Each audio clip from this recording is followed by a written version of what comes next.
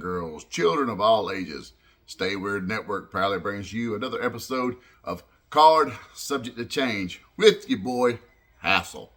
And this week we are going to tackle none other than the 2002 to 2004 run of Scott Steiner. So as you may or may not know, I'm going to give you a little backstory as to why we're tackling this right here. So Scott Steiner debuted at the Survivor Series in 2002, and he beat the holy hell out of Matt Hardy and Christopher Lewinsky. Crowd at Madison Square Garden popped like a mug. They were like on it. They were in it. They were feeling the genetic freak, the big bad booty daddy freakzilla himself, Scott Steiner. However, no one knew at the time that the WWE had received damaged goods. Scott Steiner's run was DOA. He arrived with drop foot. He had, if you don't know what drop foot is, basically his entire foot was numb, thus caused him to stumble in the ring, occasionally be miscoordinated, things of this nature. So Scott would arrive at the Survivor Series in 2002 and be gone by the Royal Rumble of 2004. That's just how short his run was. He was actually let go in August of 2004. So from the Rumble to August, they did nothing with him. He was quietly released amongst the injury. But upon his arrival, the fans were there. They were clamoring for the last time we had seen the big bad booty daddy. He was the WCW World Champion. He done the honorable thing. He passed the torch to Booker T, who was going with the company. He knew he was going to sit out his contract. Commendably so. So he passes the torch to Booker T. Booker T didn't do so well with the title, obviously, but that's a story. That's a show for another story. So he arrives, and everybody remember the dominant, badass, ass-kicking Scott Steiner that was.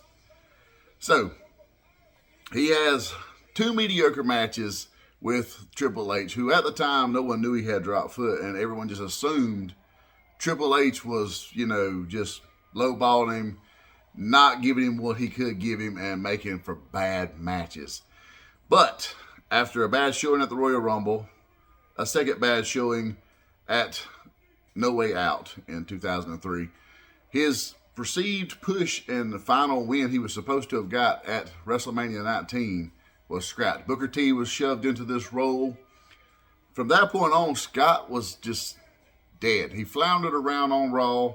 He was a short-lived tag team with Test and Stacy Keibler as a manager, where Test was always referring to his hundreds and hundreds of testicles in the audience. I can't make this shit up, people. It happened. Go back and check it out. His most memorable win at all of his entire run would come at Survivor Series 1 year later in 2003, when he would be part of Eric Bischoff's team that was victorious against Stone Cold's team. That's his most memorable win.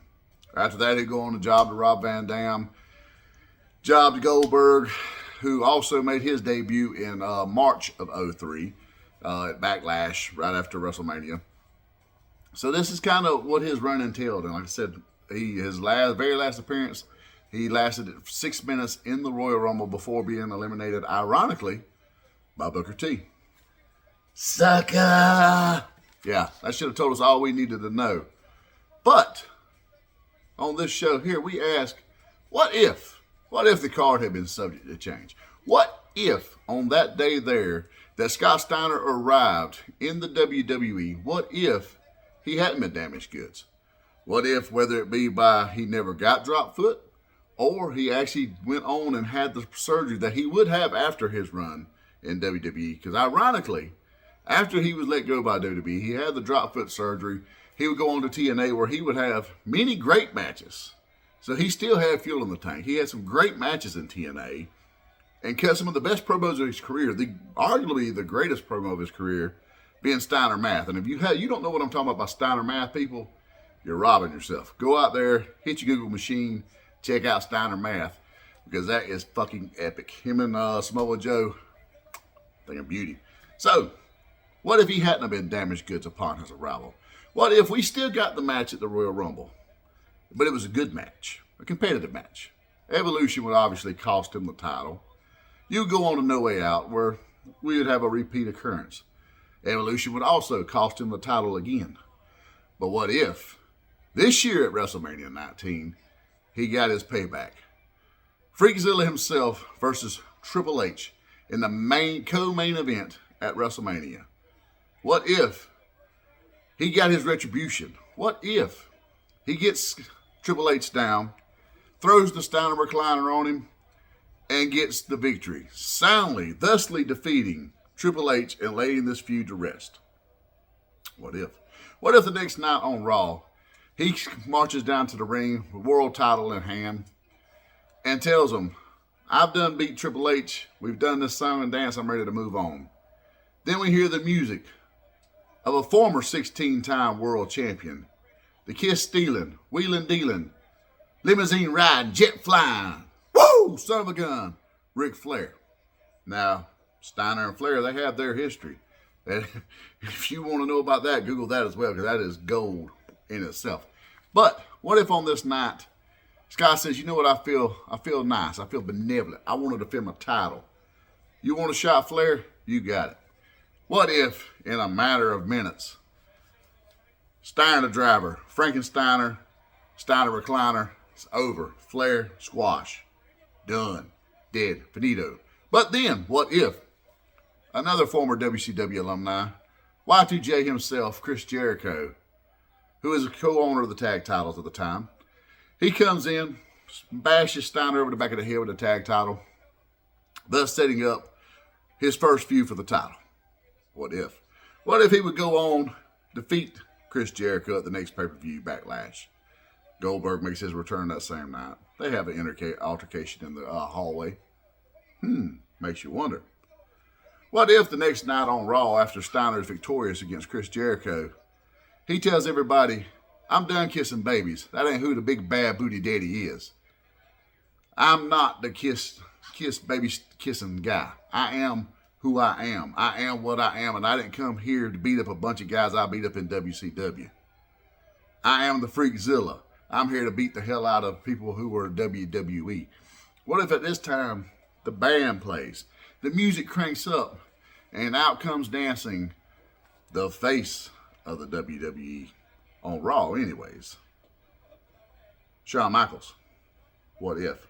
What if over the course of the next 2 months, these two have some great back and forth matches? I'm talking about some epics, because we're talking Shawn Michaels, Mr. WrestleMania himself, the icon, the show stealer, the showstopper, against a peak Scott Steiner, delivering Frankensteiners all over the place. What if? What if Scott Steiner is victorious in his short 2-month feud with Shawn Michaels? He would then go on to be told by Stone Cold Steve Austin, well, you know what? We need a good main event for SummerSlam. Why not Scott Steiner, the World Heavyweight Champion, versus Bill Goldberg? What if? We'd seen this song and dance before. Steiner used to tell him, you can't beat me. I'm the man you can't beat, because Steiner's record against Goldberg in WCW was pretty damn stellar. He's one of the few guys to get Goldberg's shoulders on the mat. Look it up, people. It happened. But what if, on that night at SummerSlam, Bill Goldberg does what no man has been able to do in the WWE thus far? Spear, jackhammer, 1, 2, 3. What if Bill Goldberg became your new World Heavyweight Champion that night? Now, this would not be good for the roster of Raw, apparently. As you know, Scott Steiner, he doesn't take kindly to certain things. He's a bit of a... So, what if, over the course of the next little while on Raw, Scott Steiner goes on a rampage, destroying the likes of Booker T, RVD, and Goldberg. At this point, Austin is like, I can't do nothing with him. Austin's been forbidden to be in the ring. He is a co-general manager at this point. Bischoff, he's not willing to do anything. He has no problems with Scott Steiner. He tells Austin, this is your problem, not mine. Even though they're co-general managers together, you almost get the vibe Bischoff likes it. Anything that makes Austin cringe, he loves. Austin can't get in the ring. He's been smacked upside the head a time or two by Steiner. You know, he's not happy. But no punishment he puts before him is befitting, because he always overcomes. Wow, he's almost sounding like a babyface when he's not, right? It is what it is. So, Austin does what he does not want to do, and reaches out to Stephanie McMahon, general manager of SmackDown. He asks for a talent acquisition trade. Stephanie tells him, I'm not interested in a talent trade. I'm very interested in having Scott Steiner on my brand, as I feel my brand is already superior but weaker in talent roster than you guys. You guys are stacked. You stack the decks against me because you are the flagship show. So what I will be willing to do is I'll take Scott Steiner from you. Under one rule. You have to step foot in the ring with Scott Steiner in a no-holds-barred match on SmackDown. Now, Austin is forbidden from being in the ring on Raw, but not SmackDown. What if? What if on Scott Steiner's first night as a talent of SmackDown, it is Stone Cold Steve Austin versus the big bad booty daddy, Scott Steiner? Scott Steiner's got months of pent-up anger and frustration as he feels it's Austin's fault he is no longer the world champion because of Bill Goldberg. What if on this night, in a no-holds-barred match, Steiner shows why he's still at his peak. Austin left his behind when he laid on the mat for The Rock at WrestleMania the year prior. Stephanie would, however, she would have to be impressed by this, thus granting Steiner a WWE Championship match against the Beast Incarnate, Brock Lesnar, at the Survivor Series. What if? This would be a match of two former collegiate wrestlers. You know it's going to be a banger right there. Not only two former collegiate wrestlers, but these guys are both two powerhouses. Both not shy to high fly, as Steiner, innovator of the Frankensteiner, top rope maneuvers of various things. And Brock Lesnar, he's not shy to do a shooting star press. Might break his neck, but he'll try it. What if? What if at the Survivor Series, in this matchup right there, Brock looks up at the lights at the end of the night. No, he doesn't give up to the Steiner recliner because that's just not who Brock is. But Steiner, he's a hell of a collegiate wrestler. He's not shy to get a pin. What if Scott Steiner pins the Beast for the 1, 2, 3, becoming your new WWE champion? What if? What if the next week on SmackDown, Kurt Angle says, well, yeah, you beat the boy, but can you beat the Olympic hero? Can you beat the man? What if? What if that week there on SmackDown, Scott Steiner best Kurt Angle? Ooh, this would definitely get the respect of a man that is a man's man. So what if at this point, Scott Steiner and Kurt Angle form an alliance? Okay, we're not good guys, but we like each other. We can deal. We got respect for one another. But you know who we don't like? We don't like Brock Lesnar. We don't like The Undertaker. So what if, over the course of the next few weeks, these two guys go on a tear, battling Brock Lesnar, battling The Undertaker in tag matches? What if? What if that year at the Royal Rumble, Scott Steiner has to defend his WWE Championship against none other than The Undertaker? As Teddy Long will say, one-on-one with The Undertaker, player. What if? What if it's a buried alive match, though? You know, Scott Steiner, he's never had a buried alive match. But however, Undertaker's record in buried alives are not that good. You'd think it would be his calling card match aside from the casket. But what if, on this night, with the help of Team Angle and a heel-turned Brock Lesnar, Scott Steiner gets the W? What if?